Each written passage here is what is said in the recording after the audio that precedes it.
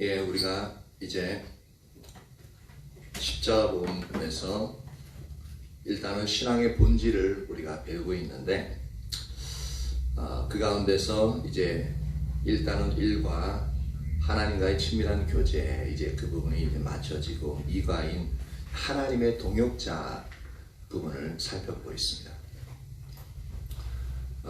그래서 하나님의 동역자 이제 살펴보면서 지난주에 살펴봤던 것은 하나님의 창조에 나타난 계획, 그것도 창조에 나타난 계획은 아담을 어떻게 했다고요? 하나님의 동역자로 삼으시기로 작정하셨다. 그래서 그 증거로 이 땅에서 생육하고 번성하되 하나님이 지으신 모든 만물들을 지키고 다스리라 라고, 그렇게 하나님을 대신하고 대표해서 하나님의 권세를 이양해 주시죠. 그러니까 권세를 이양한다는 그 자체가, 그러니까 그 하나님의 권세를 일단 맡기는 거예요. 근데 그 권세가 얼마나 하나님이 네가 알아서 잘해봐라고 하면서 그렇게 이제 맡겼는지, 아담이 다른 이에게 줄 수 있을 정도의 그렇게 확실하게 주인 그냥 맡겨버린 거예요. 조금만 잘못하면 너 이거 뺏는다? 제가 그런 거 잘하거든요. 근데 그게 아니라 저기도 확 들어네. 하나님 딱 줘놓고서 진짜 네가 내가 만든 이 피조물들 네가 다스려라, 통치해라, 정복해라 라고 하면서 하나님을 대신하고 대표하는 왕으로서 이 땅에 왕을 세워버립니다. 근데 이렇게 들으면서 잘 몰랐었는데, 이 하나님이 아담에게, 인간의 대표자인 아담에게 주신 이 권세가 얼마나 크고 놀라운 건지 알 수 있는 영역이 뭐냐면, 사단이 행사하고 있는 그 권세와 능력, 그 부분을 보니까 와, 이게 아담에게 주셨던 그 권세와 능력이 얼마나 컸는가를 이제는 조금 알겠어요. 지금 사단을 이 세상 왕, 공중의 권세 잡은 자, 이제 그런 식으로 이제 표현을 하고 있거든요. 근데 사단이 할 수 있는 능력들 보십시오. 그 엄청난 놀라운 권세들을, 능력을 가지고 있잖아요. 사단의 지혜를 못 따라갑니다.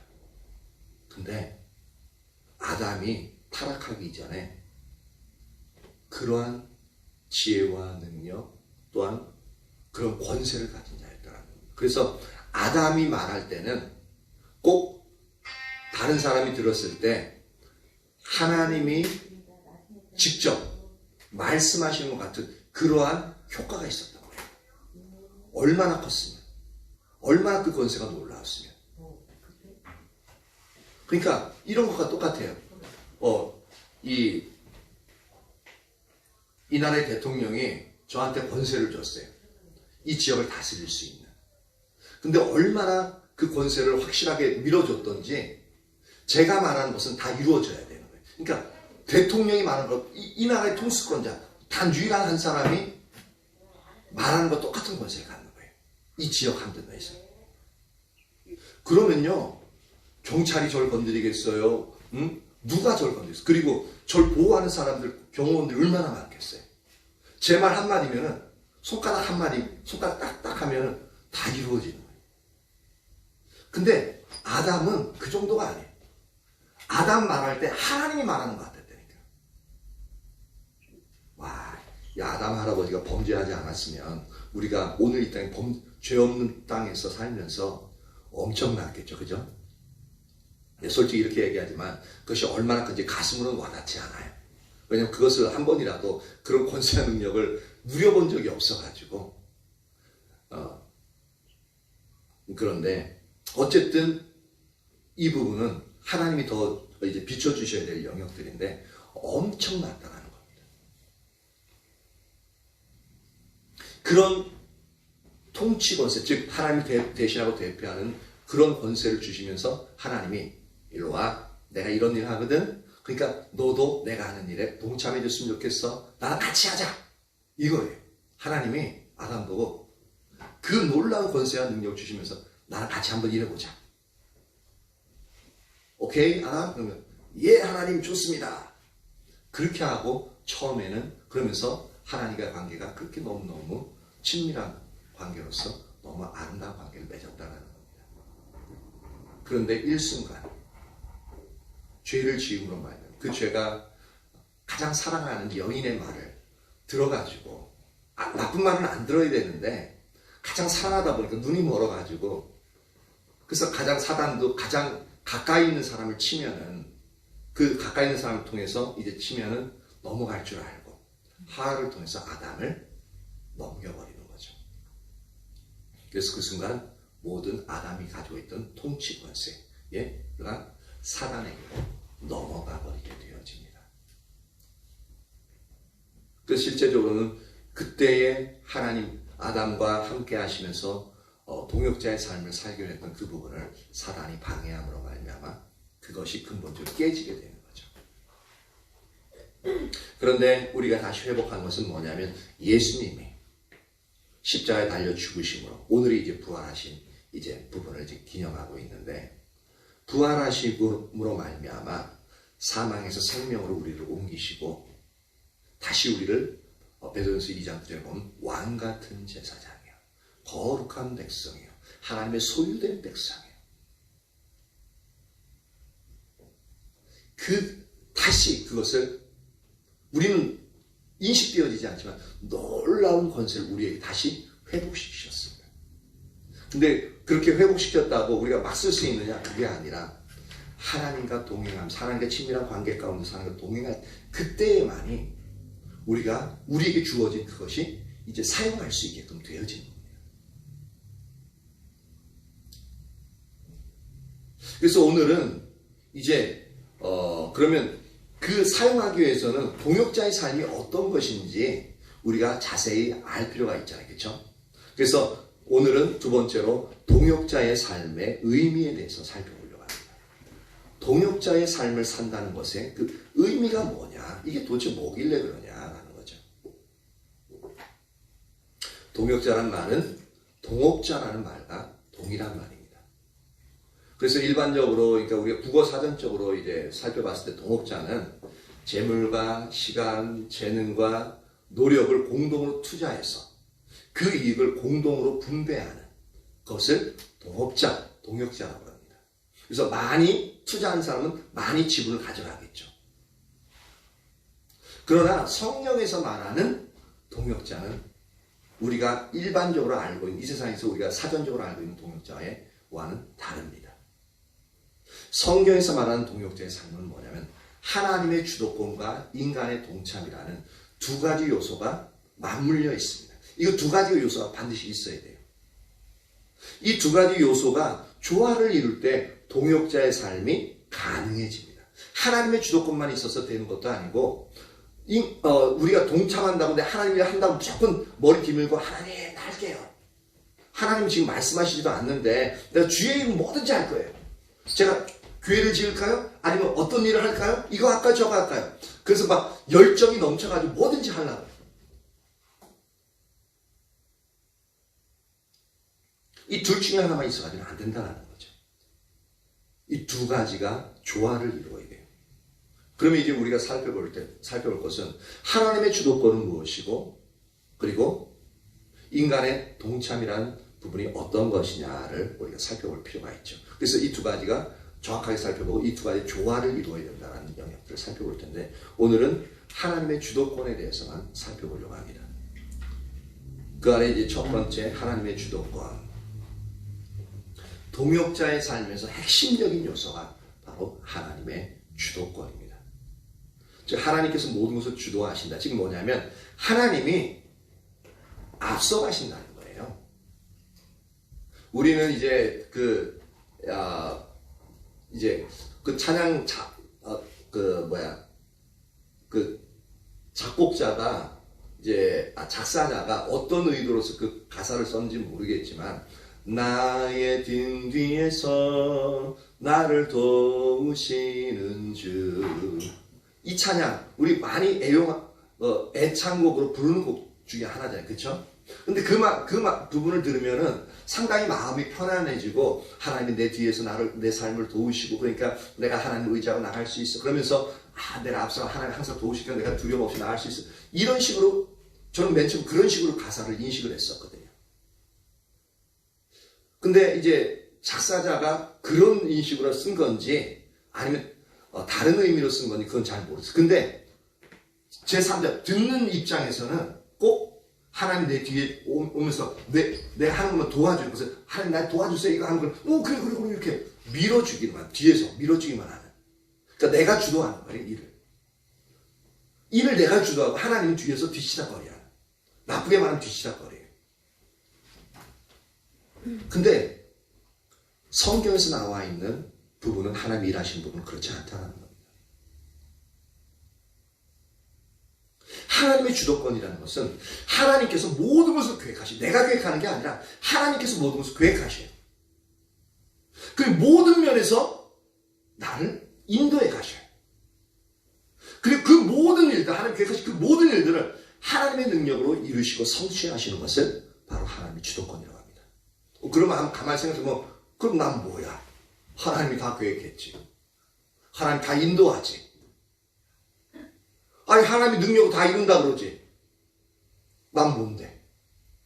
날 통해서 도대체 뭘 하겠다는 건데? 그렇게 생각할 수 있거든요. 네? 예? 아니에요? 혼자 안 받았는데. 그렇게 생각할 수 있는데 근데 이거는 그런 차원의 것이 아닙니다. 잘 한번 들어보세요. 하나님이 이스라엘 백성들 출애굽시키면서 홍해 앞에 딱 가잖아요. 근데 홍해를 가른 일을 한번 보시면 홍해를 가른 일도 하나님의 계획하에서 나온 거죠. 그리고 하나님의 능력으로 홍해를 가르고 이스라엘 백성들을 홍해를 건너게 했습니다. 참 신기한 게요.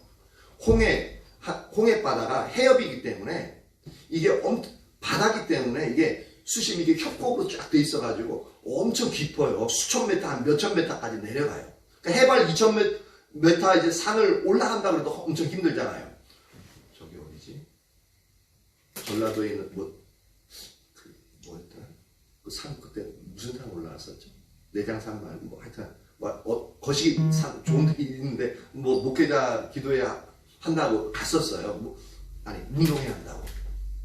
이제 마지막 날 이제 등산을 했거든요. 근데 거기 올라가는데 700m, 800m 그 정도뿐이 안 되더라고요, 정상이. 근데도 어찌나 힘든지 몰라요. 근데 해발 2000m라고 한번 생각해 보십시오. 에베레스트 산이 몇 미터인지 모르겠는데 하여튼 2000m 엄청 높은 것 같아요. 근데 해저 2000m. 해수면에서 2000m 내려가요. 그런 협곡으로 되어져 있는 부분인데 이스라엘 백성들이 건널 때는 그 홍해 바다를 200만 명의 사람들이 쫙 건너갈 수 있도록 넓은 평평한 땅으로서 바뀌어가지고 가거든요. 근데 솔직히 협곡 자체가 그렇게 전부 다 이렇게 확 깎여 있는데 거기만 평탄하게 있을 가능성이 없습니다.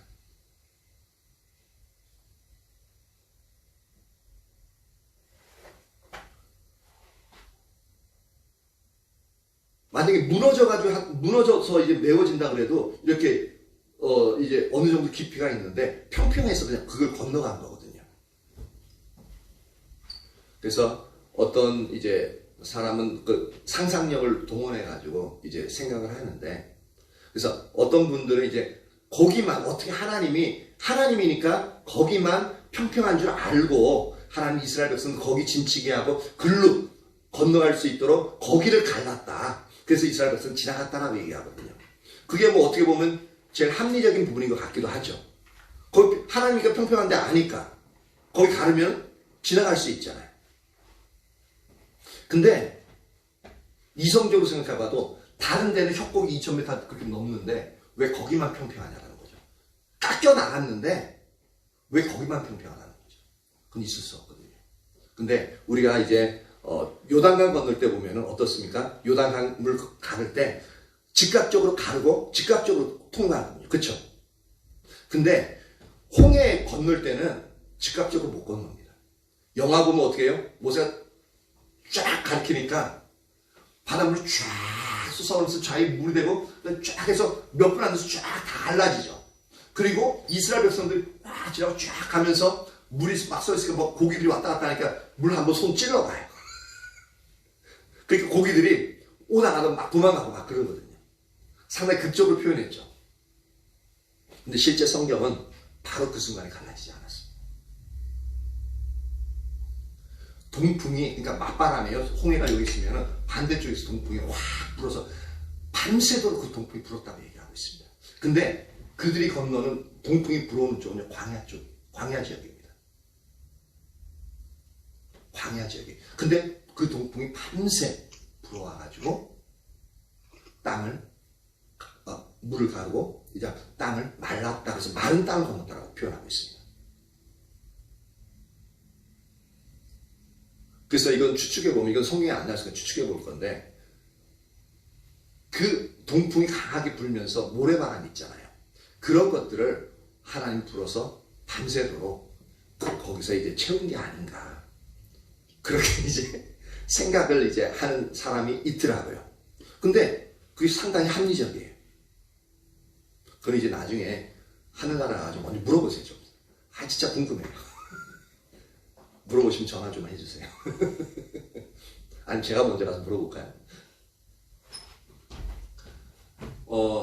일단 그 모든 영역들이 하나님이 계획하시고 하나님의 능력으로 홍해를 가르시고 이스라엘 백성들을 건너게 하셨죠.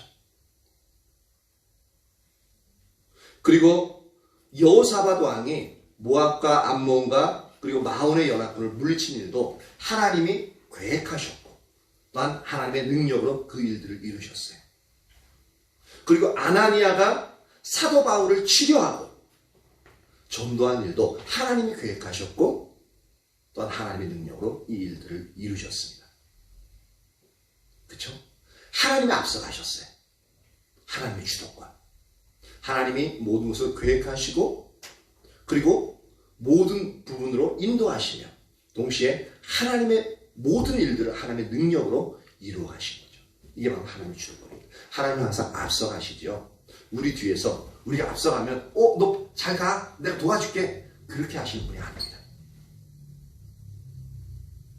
근데 이제 하나님이 우리 삶을 뒷받침하시는 영역도 있어요. 언제 뒷받침하시면 하나님이 앞서가시는 것을 우리가 따라갈 때 하나님의 능력으로 우리의 삶을 이렇게 도우시기 때문에 우리는 그렇게 생각하는 거예요.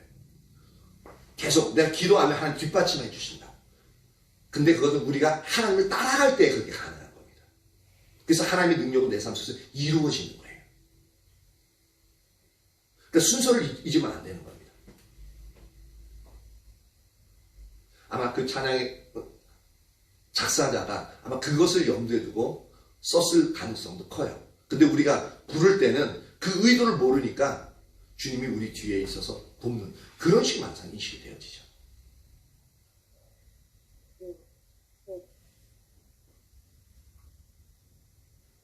그래서 하나님은 이 땅에서 하나님의 목적을 위해 사람을 동역자로 삼으시되 하나님께서 모든 것을 주관하시고 하나님의 능력으로 모든 일을 이루신다는 겁니다. 이 하나님의 앞서가시는 가운데 사람들 쓰신 것을 볼 수 있죠. 하나님이 계획하시고, 그러니까 하나님이 앞서가시는데 하나님 모든 걸 계획하시고 하나님 모든 면에서 인도하시고 또 모든 일들을 하며 능력을 행하시는데 주도적으로 행하시는데 근데 그 중간에 반드시 사람을 통해서 하신다고요.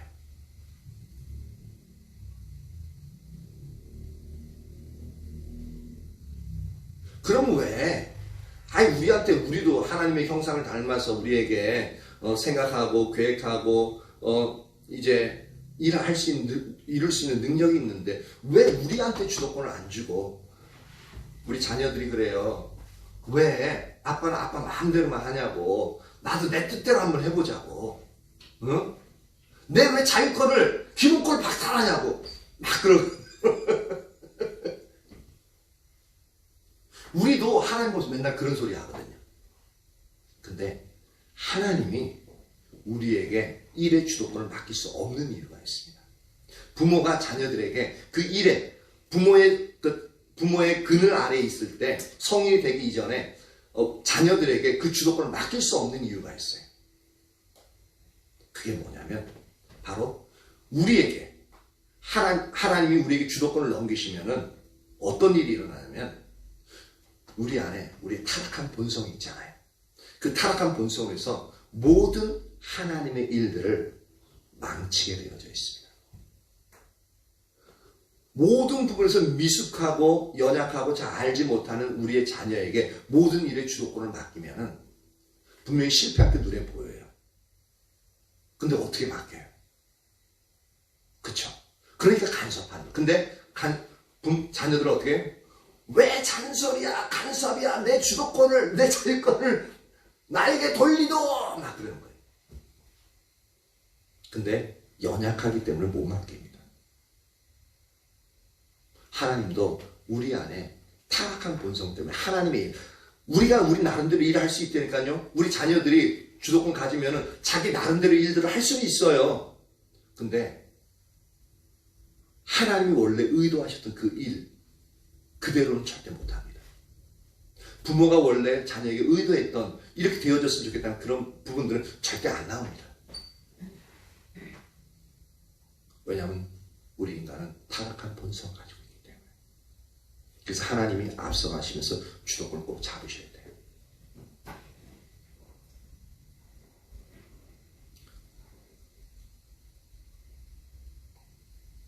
그러면은 하나님께서 먼저 주도권을 잡으시고 계시하시는 것들이 있습니다.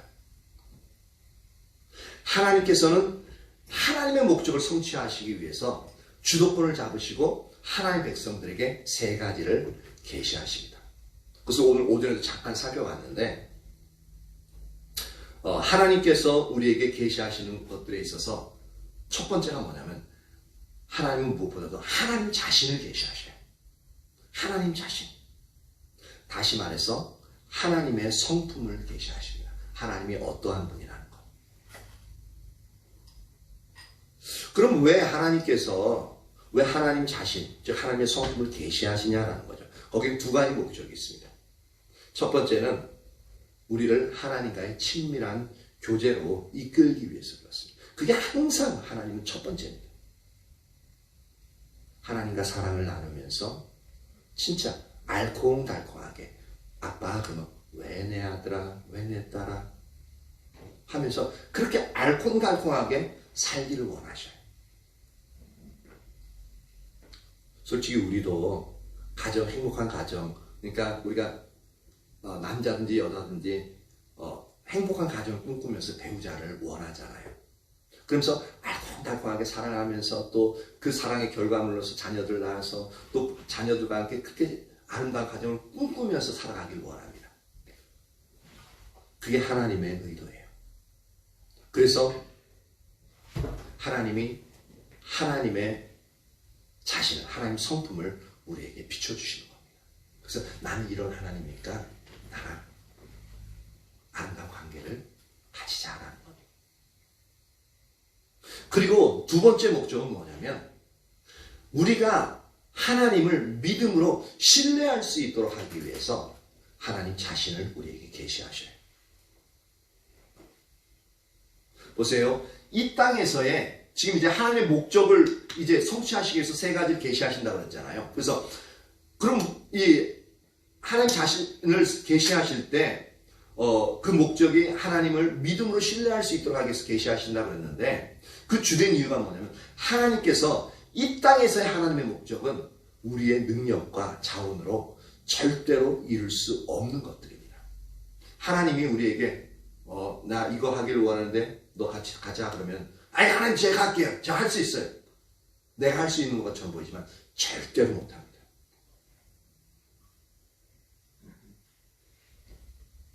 하나님의 목적들, 하나님의 일들은 우리의 자원과 능력을 할 수 있는 일들이 근본적으로 그렇지 않습니다. 하나님 크기의 일이에요.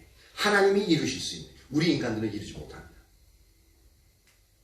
그것은 모두 하나님의 자원과 능력으로만 가능한 일들이죠. 아니 그럼 왜 우리가 이루지도 못할 것 같다 왜 우리를 왜 초대해? 말이 안 되잖아 라고 따질 수 있는데 그쵸?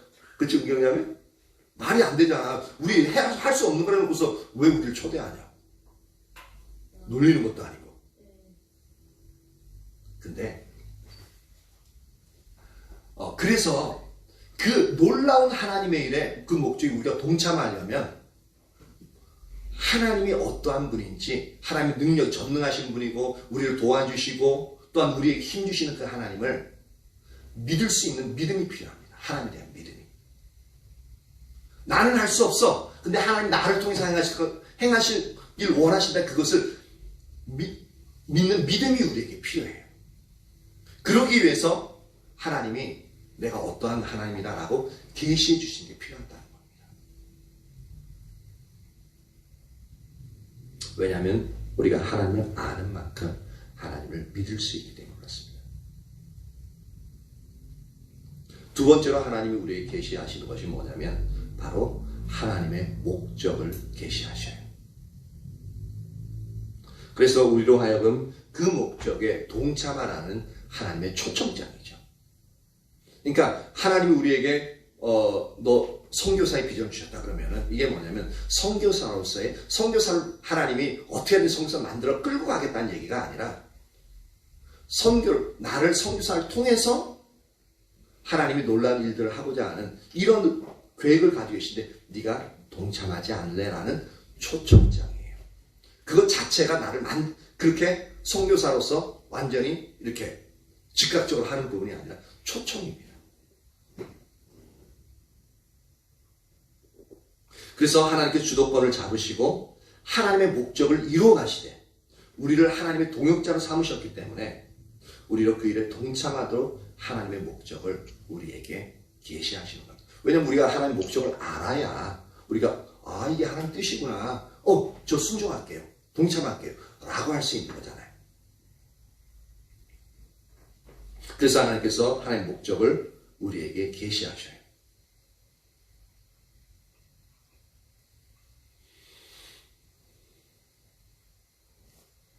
그리고 하나님은 하나님의 길들을 계시하십니다. 세 번째로.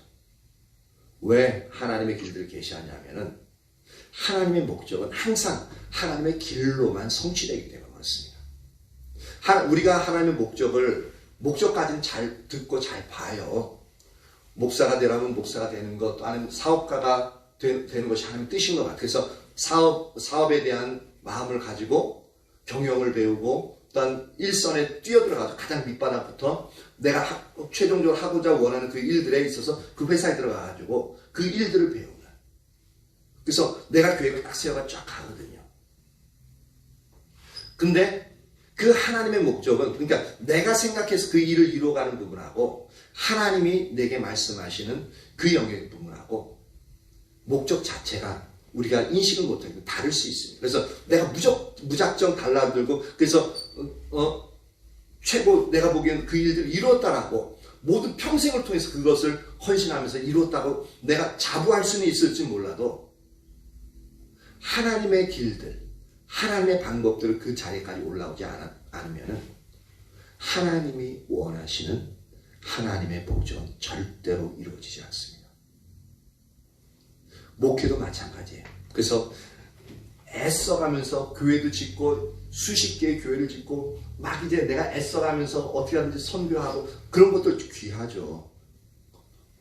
귀해요. 그쵸? 너무너무 귀한데 근데 하나님의 길을 따르지 않으면 반드시 문제가 생기고요. 세우는 교회를 무너지고요. 교회를 세워놓고 이후에 엄청난 문제들이 발생합니다. IMF 때요. 큰 교회들 건축한 교회들 얼마나 많이 무너졌는지 모른다. 도산해버려요. 왜냐하면 인간적인 방법으로 그 교회를 세웠기 때문에 그렇습니다. 하나님의 목적의 교회를 세우는 부분이 있을 수 있어요. 충분히 그렇게 말씀하시거든요. 그럼 그것을 어떻게 지을 것이냐는 하나님의 방법들을 따라서 해야 되는데 하나님의 목적을 듣자마자 우리는 우리의 교회를 쫙 세우고 우리의 방법대로 해나가니까 결국은 어려움 때문에 지어놨어도 어떤 분은 교회 짓고 팍상 늙어가지고 얼마 못 써서 시름시름 앓다가 돌아가시는 분들도 있고요. 교회 짓고 나서 너무 빚을 많이 져가지고 그 빚치다거리 한다고 나중에는 교회를 다른 사람에게 넘기는 그런 경우도 있고요. 여러 가지 일들이 있습니다. 그것이 하나님의 능력으로 하나님의 방법으로 되어졌다면 절대로 그런 일이 일어나지 않습니다. 만약 그렇게 된다면 하나님은 하나님이 아니죠. 그렇죠? 하나님의 목적은 항상 하나님의 길로만, 즉 하나님의 방법으로만 성취되어지기 때문에 하나님의 길들을 우리에게 계시하신다는 겁니다. 이게 바로 하나님 주도권을 잡으시고 먼저 말씀하시는 겁니다. 조금 전에 말씀드렸던 세 가지 사건 외에도 출애굽 사건, 여호수아를 통한 가나안 정복, 기도원을 통해 이스라엘 백성들을 미디안 백성에서 건져내신 사건 모두가 하나님의 길을 따라 성취되었습니다. 그 중에서도 말도 안 되는 영역 중에 하나가 기드온과 300용사라 그러죠. 솔직히 300용사는 아니에요. 우리는 꼭 그렇게 뽑아가지고 용사, 믿음의 용사, 기드온 장군, 이제 그렇게 표현하는데 성경 보면 기드온도 장군감도 아니었어요. 우리 잘 알죠. 포도주 틀에서 밀을 타작할 정도고, 그리고 300명들 용기가 있어가지고 그 사람들 한 게 아니라 그 사람들도 성격적으로 독특한 사람들이었던 것 같아요. 많은 사람들은 냇가에서 물 이제 할 때 어느 정도 담력은 있었던 것 같아요. 근데 3만 명 모였는데 무서워 떠는 사람들은 다 가라! 근데 2만 명이 떠나버렸어요. 그러니까 나머지는 자기가 죽어도 기도원과 함께 이스라엘 백성들의 이제 위에서 한 몸을 바치겠다는 그런 각오를, 의지를 가지고 있는 사람, 기본적으로 그런 어떤 강인한 의지를 가지고 있는 사람이 맞는 것 같아요. 근데 그 중에서도 이제 개울가로 데리고 내려가가지고 물 먹는 모습을 보고 이제 하나님이 이렇게 지적하는 사람은 이제 지적하는 사람은 그렇지 않은 사람 두 부류로 나누라고 얘기했죠. 근데 많은 사람들이 엄청 땀이 비 오듯 하고 목이 갈증이 나고 그러면은 시원한 물이 있으면요 어떻게 하냐면은 가가지고 얼굴을 갖다가 너무 더우니까 얼굴 식히기 위해서 얼굴을 물에다 쳐갖고 마시거나 아니면 물 이렇게 하는 게 정상이죠. 그게 정상 아닐까요? 응용자매 같은 거 어떻게 할까요? 너무 더워. 근데 목도 너무 갈증이 많이 나. 물 진짜 마셨으면 좋겠어. 그럼 물이 시원한 물이 있어. 그러면 풍덩 들어가서 시원하면서 하고 그렇게 하지 않을까? 아니 좀 이렇게 해서 먹을 것 같은데. 이렇게 해가지고 이렇게 핥아 먹어? 물속에 안 들어가고요. 이렇게 옆에 있으면 물이 있으면요 이렇게 하고 마실 것 같은데. 그래서 이렇게 해가지고 이제 핥아 먹을까 아니면 꿀꺽꿀꺽 마실까? 꿀꺽꿀꺽. 꿀꺽꿀꺽 마시겠죠? 꿀꺽꿀꺽. 그건 조금 그러네. 근데 여기서 두 부류가 있는데 어떻게 분리가 되냐면은 한 부류는 300명에 해당하는 사람이에요. 해당하는 사람들은 물을 떠가지고 조심스럽게 떠가지고 저 개에 핥는 것처럼 핥았다고 되어 있습니다. 성경에 그렇게 표현되어 있어요. 근데 목이 그렇게 그 사람들은 아마 목이 안 말랐던 것 같아요. 근데 같이 막 이렇게 더운 상태에서 이제 그런 일들을 하고 있으면 목이 상당히 전부 다 갈증이 있었을 거거든요. 그러면 최소한 떠가지고 응용자매처럼 마실 거예요. 그냥 시원해 팍 퍼가지고 최소한 나는 뛰어들어가도 그렇게 했을 텐데 어느 정도 이제 좀 품위를 갖춘 것 같아요. 응용자매 같은 경우 탁 해가지고 근데 이 사람들은 그런 게 아니라 더 품위가 있어. 딱 가가지고 이 다른 사람이 이렇게 보고서 이렇게 하면은 좀 천박할 수 있으니까 그런 사람하고 그렇게 마시지 않고 그냥 물 퍼마신 사람하고 두 부를 딱 나눕니다. 근데 그 중에 300명만 딱 떠가지고 아주 점잖스럽게 핥아먹은 사람이에요. 이 사람들 근데 성격적으로 약간 문제가 있는 것 같아요. 왜 일반적인 게 아니에요, 솔직히. 근데 목회자들이나 이제 설교할 때 어떻게 많이 표현한 걸 들었냐면 이 사람들은 그렇게 자기의 어떤 갈증과 그런 부분이 있어도 이게 상당히 조심스러워서 사주경계를 하면서 저게 언제 나올지 모르니까 이렇게 하면서 그래서 용사로 그러니까 조심성이 있고 그러니까 매사 조심성이 있으니까 그러면 살아날 가능성이 되게 크거든요. 그래서 하나님 그 사람들 낙점하셨을 거다 라고 거기에 동기를 부여합니다. 전혀 아닌 것 같아요. 제가 보기에는 그게 아니라 이 사람들 아주 독특한 사람들이에요. 그리고 이 사람들이 어떻게 마셨던 간에 하나님은 많은 수를 그러니까 이게 10,000명이 이제 남았다고 그랬잖아요. 근데 그 중에 300명만 했는데 9,700명과 300명인데 만약에 300명이 막 물 확 이렇게 마시고 그리고 나머지 이제 9,700명이 이렇게 조심스럽게 먹었어도 하나님은 조심스럽게 먹은 9,700명을 선택하는 게 아니라 아주 그냥 아주 박력 있게 먹은 소수의 사람들은 300명을 선택하시고 왜냐하면 여기서는 어떻게 먹었냐가 중요한 게 아니라 적은 수를 하나님이 선택하신다는 거예요. 왜 적은 수를 선택하냐면은 많은 사람을 선택해서 하면은 그러면 명성이 누구에게 돌아가요? 사람에게 돌아가요. 그거예요. 하나님이 하셨다는 일들이 안 나타나요. 3만 명 전체 다 해서 가면은 하나님이 진짜 행하셨다는 일들이 안 나타나고 와 우리가 했다. 와 기도원 장군이 했다. 그 기도와 함께 우리가 했다. 그게 나타나거든요. 그래서 하나님은 인간이 했다라고 전혀 말하지 못할 숫자. 기도원 포도주 틀에서 밀타작하는 사람. 그리고 성격적으로 약간 문제가 있는 것 같은 핥아먹는 사람. 소수의 사람. 그럼 소수의 사람만 이 사람들을 하면은 사람들이 했다고 말할 수 있겠느냐는 겁니다. 대신 그곳에 있는 모든 적군들은요.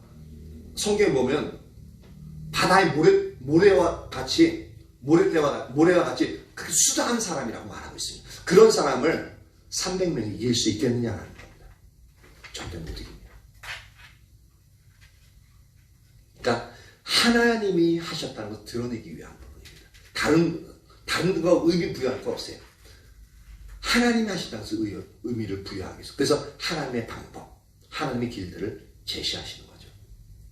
그리고 기드온과 그 300명의 이스라엘 백성들은 이러한 하나님을 경험하다 보니까 이제는 하나님을 신뢰할 수 있게끔 되어지는 거죠. 그래서 그 이후에 이제 그들이 진짜 용사가 되어지는 거예요. 하나님을 신뢰함으로 말미암아 하나님이 그들을 도우시고 하나님이 앞서 주도해서 많은 사람들을 자신들이 이길 수 없는 그 사람들 하나님의 방법대로 온전히 무찌르는 것을 보고 나서 진짜 그들은 용사가 되는 겁니다. 이게 바로 하나님의 일들을 이루신 하나님의 방법들입니다. 놀라운 일들이죠. 그러니까 우리가 성경을 제발 거꾸로 안 봤으면 좋겠어요. 항상 거꾸로 봐요. 사람들 위주로 봐요. 근데 하나님은 성경은 하나님 위주로 봐야 됩니다. 그래서 하나님의 주도권이 너무너무 우리 동역자의 삶 하나님 주도권이 그래서 중요한 거예요. 그럼 이것을 출애굽 사건의 예를 들어서 이제 세 가지 하나님은 하나님 자신을 계시하시고 하나님 목적을 계시하시고 하나님의 방법, 하나님의 길들을 계시하신다고 했는데 이 부분을 가장 선명하게 우리가 오늘 배웠던 것처럼 가장 선명하게 제시하시는 부분이 바로 출애굽기 3장입니다. 출애굽기 3장 한번 봅니다.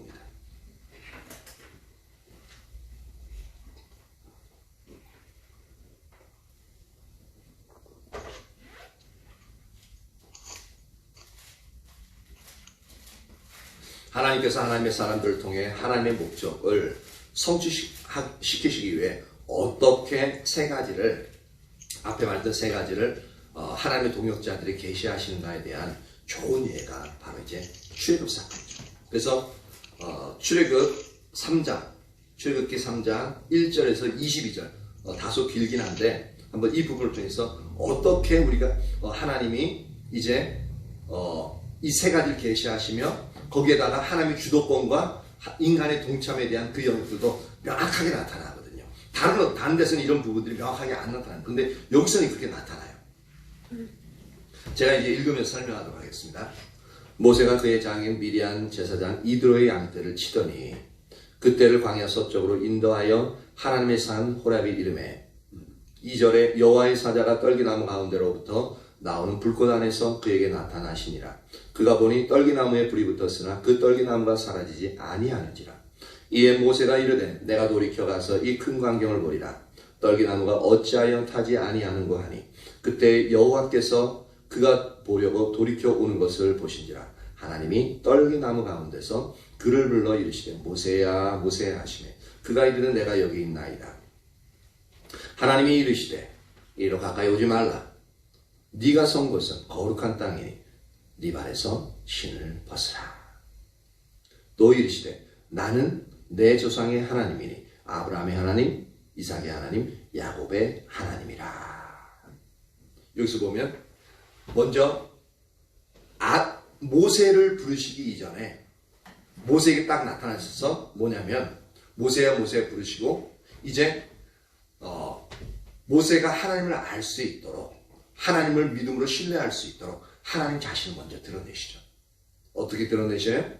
나는 내 조상의 하나님이니 아브라함의 하나님, 이삭의 하나님, 야곱의 하나님이다.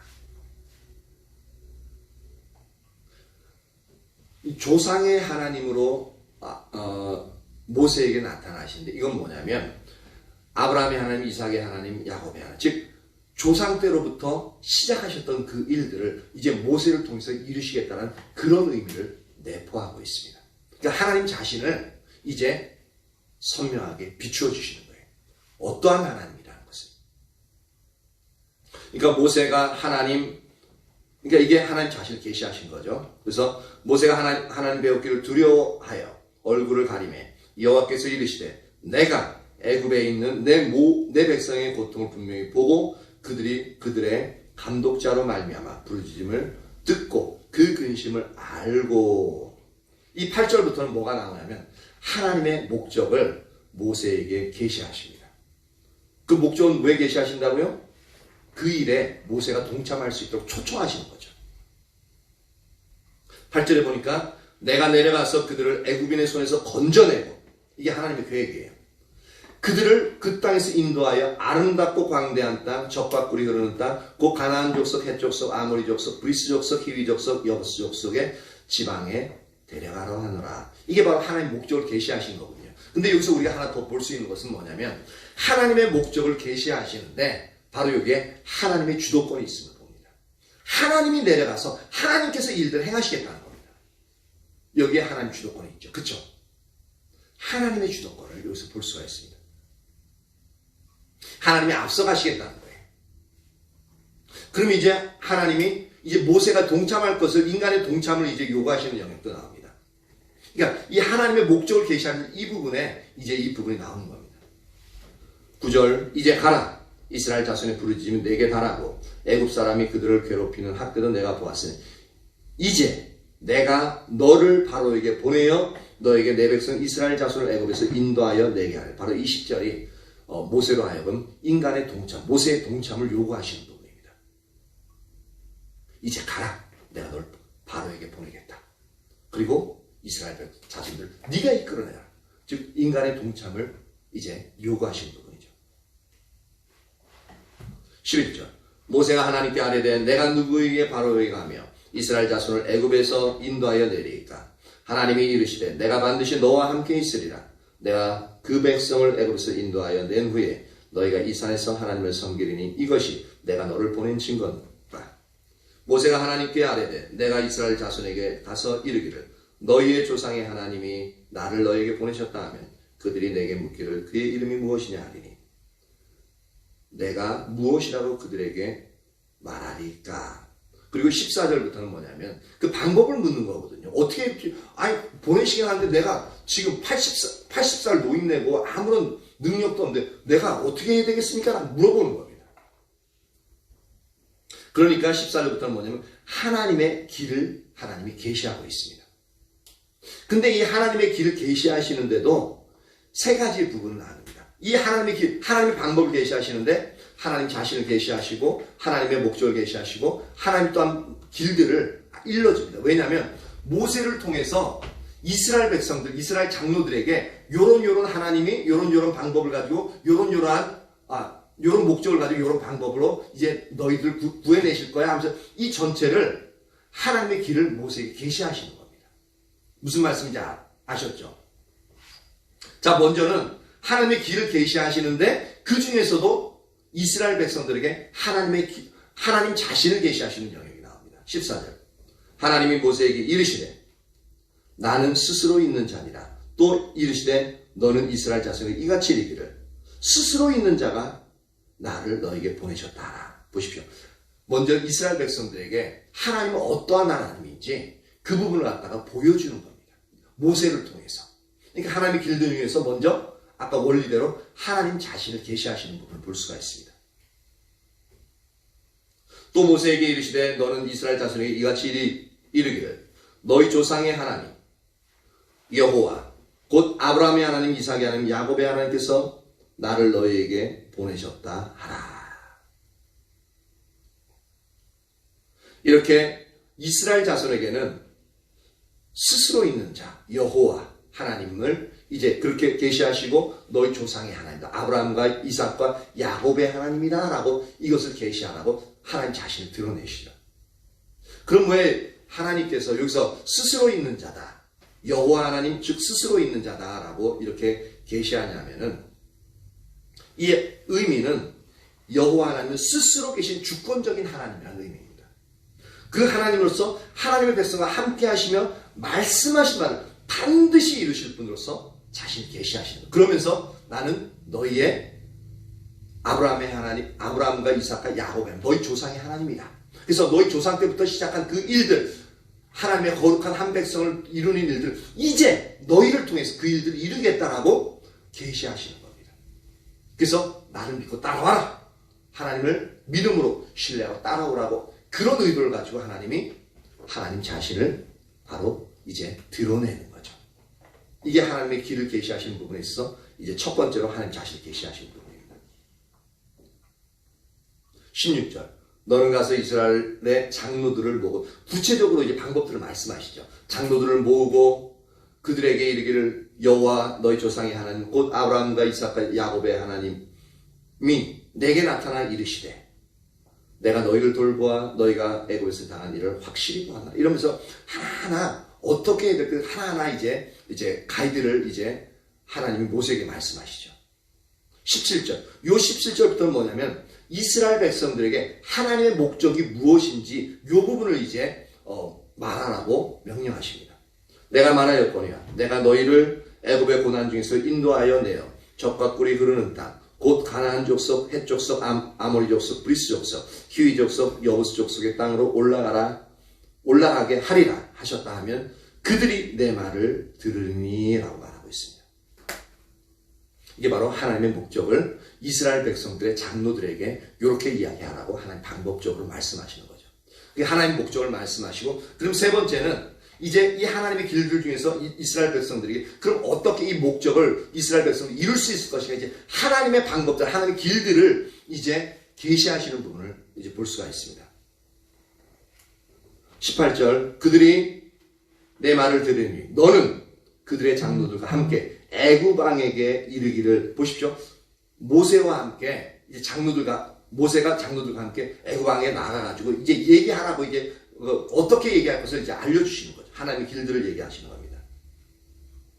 이르기를 애굽 왕에게 이르기를 히브리 사람의 하나님 여호와께서 우리에게 임하셨은즉 우리가 우리 하나님 여호와께 제사를 드리려 하오니 사흘 길 좀 광야로 가도록 허락하소서 하라.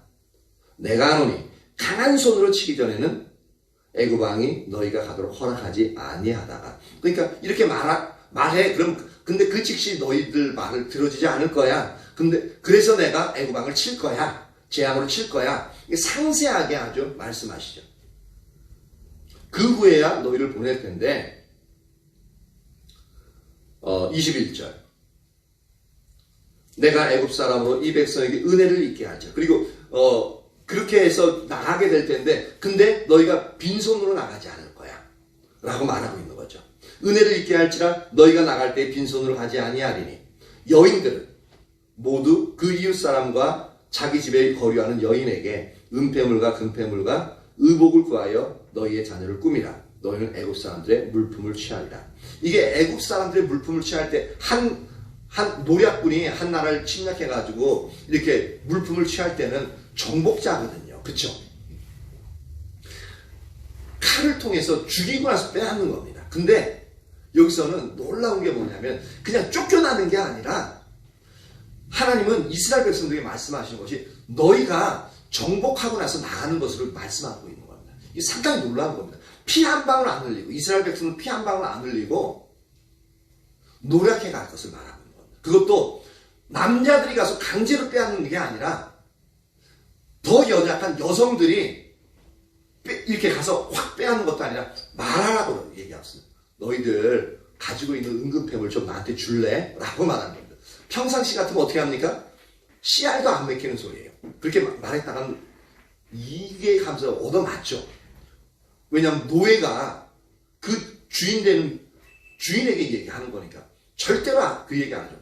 오히려 주인에게서 목숨을 잃게끔 되어집니다.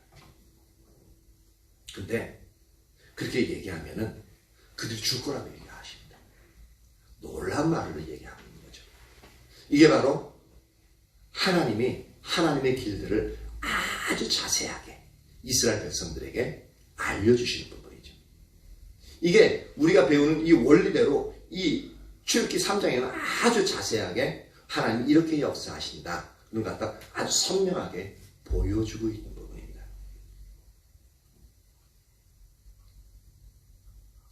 이렇게 하나님은 하나님 자신과 하나님의 목적, 하나님의 길들을 선명하게 아주 구체적으로 계시해 주셨고, 그래서 모세가 이제 순종하게 되어지죠. 그리고 그때마다 하나님이 놀라운 능력으로 역사하셨던 것을 우리가 볼 수 있습니다. 이런 부분에 있어서 순종을 했기 때문에 홍해도 갈라지고요. 10가지 재앙도 이렇게 내려지고 애굽 사람들이 맥을 못 추고 이스라엘 백성들을 그렇게 이제 떠나가라고 그렇게 재촉을 하게끔 되어지는 거죠. 이렇게 하나님의 목적들, 하나님의 일들은 오직 하나님의 능력으로, 하나님의 방법으로만 이루어집니다. 이것을 하나님이 항상 계시하셔요. 그래서 우리가 하나님의 일을 이루어가지고 하나님의 일을 한다고 할 때 하나님이 우리에게 하나님의 목적, 이제 초청하시는 하나님의 목적을 이제 보이실 때 우리가 어떻게 하나님 앞에 나가야 할지 그 길들을 이 출애굽기 3장을 통해서 선명히 우리에게 계시하셨는데 우리가 그것을 잘 보지를 못해요. 그러니까 이 부분을 보고 그 영역들을 우리 삶의 원리이자 혹 영적인 원리가 어떠해야 되는지를 우리가 분명히 보아야 됩니다. 이렇게 되어지면 어렵지 않아요. 힘들지 않아요. 그 일들을 해도 아주 우리의 할 수 없는 일들이 우리를 통해서 일어나게끔 되어집니다. 그리고 그 누구도 거역을 못해요. 그리고 그 일들을 이루고 나서 후유증이 없어요. 만약에 일례로 교회차 구입하는 부분에 있어서 만약에 이제 교회 이제 감동이 왔어요. 그래서 도전 10가지 하는데 1,000,000원 이제 딱 들어왔어요. 그것까지만 해도 이제 하나의 방법이었어요. 근데 너무 마음이 급해. 막 1년 반 동안 걸어 다녔잖아요. 그러니까 너무 힘들고 막 그래서 더 이상 못 하겠어. 그래서 인간적인 방법을 쓰는 거예요. 어느 정도 대출 내가지고 이제 교회 재정 어느 정도 되니까 이제 해서 매달 어느 정도 갚으면은, 그리고 제가 항상 그 얘기 많이 했잖아요. 장기 장기 렌탈 해가지고 그것을 매달 얼마씩 넣으면은 이제 된다라고. 아마 그렇게 했으면요, 지금 매달 임대료 내기도 빠듯한데 이게 한 달에 30만 40만 원씩 진짜 감당 못합니다. 그 후유증이 지금껏 남아있는, 이 차 끌고 다니면서 너무 힘든 거예요. 너무 부담돼요. 엄청 힘들었을 것 같아요. 근데 하나님이 말씀하신 그 방식대로 이 일들을 이루니까 어떻습니까? 그 기간은 좀 있었고 힘든 부분들이 있었지만 그 일들을 이루고 난 다음에는 어떻게 돼요? 후유증이 없어요. 그리고 항상 감사가 넘쳐요. 저희 요즘도 그래요. 타고 하면서, 전에 타고 하면 아이고 하나님 감사합니다. 제 능력이 어떻게 이 좋은 차를 몰고 다니면서 이렇게 하나님이 주신 편안하게 왔다 갔다 할 수 있겠습니까? 하나님 감사합니다. 하나님의 교회에 너무 좋은 차를 주셔요. 그럼 제가 이렇게 얘기 한마디 딱 던지면 아내가 그 얘기를 맞아, 너무 좋아. 아직까지 저희들 뇌리속에 그게 잊혀지지 않습니다. 이게 바로 하나님의 목적을 하나님의 방법대로 이루셨을 때 그러한 일들이 일어나는 겁니다. 너무 신나고 너무 기대되어지는 일들이죠. 근데 그 일들을 이루기 위해서는 우리에게 하나님을 향한 믿음이 존재해야 됩니다. 그 중간에 그 믿음 막 흔들려가지고 오락가락하고 막 이제 막 경매 나온 거 간다 그러니까 여러분들이 그랬잖아요. 목사님 그건 아닌 것 같은데 일단 그렇게 기도하라고요. 그래가지고 막 갔다 오기도 하고 막 그랬잖아요. 근데 결국은 이제 하나님이 이제 인도하신 대로 이제 순종을 했기 때문에 아주 좋은 결과로 이제 되어졌는데, 우리의 삶에 있어서 하나님이 주도권을 가지고 앞서가시는데, 그때 앞서가시면서 세 가지를 계시하시고 우리가 그 일들에 동참하게 되어질 때 놀라운 하나님의 일들이 우리의 삶을 통해서 일어나는 겁니다. 그래서 하나님의 주도권이 동역자의 삶에서 무엇보다도 중요합니다. 이제 그래서 이것을 그러면 이제 다음 주에는 인간의 동참, 이 하나님이 앞서 가실 때 우리가 어떻게 동참할 것인가, 이 영역을 우리가 살펴보도록 하겠습니다. 그래서 이러한 부분들이 우리가 다시 배우고 있긴 하지만 저도 이제 가르치면서 더 선명하게 이러한 부분들이 비춰지는 것 같아요. 그래서 여러분들도 지식으로서만 더 이렇게 알아갈 부분이 아니라 더 선명히 비춰져서 하나님이 앞서 가시고 하나님 주도해 가실 때 우리가 그렇게 이제 하나님의 일들에 동참해서 하나님의 능력이 우리의 삶에서 나타나서 이제 하나님의 영광을 드러내는 그러한 삶을 살아가는 저와 여러분 되어지길 예수님의 이름으로 축복합니다. 아멘. 시간이 벌써 이렇게 됐네. 이게 30분만 하고 끝내는데 30분이 아니라 이제 1시간을 거의 해보게 되네. 우리 반주자 나와서 184장 이제 반주해주고요. 찬양도 좀 해주세요. 예쁜 목소리 좀 해줬으면 참 좋겠어요. 우리는 기도합니다. 기도하는데 무엇을 이제 기도하냐면 이 하나님의 주도권이 선명히 인식되어질 수 있다. 이게 인식이 안 돼요. 우리 실제 삶에 갔을 때 이게 인식이 안 돼요. 그러니까 우리 방법대로 우리 노력대로 해버리는 거거든요. 이게 머리로서만 남아있는 게 아니라 우리 가슴 속에 이 하나님의 주도권이 선명히 인식되어질 수 있다. 그래서 일들이 생길 때에 하나님 말씀하실 때에 온전히 하나님 앞에 먼저 나가서 일의 모든 주도권을 하나님께 드릴 수 있는 그러한 은혜가 우리에게 부어질 수 있도록, 이런 모든 부분들이 우리 잊혀지지 않고 그렇게 나갈 수 있도록 그렇게 은혜를 부어달라고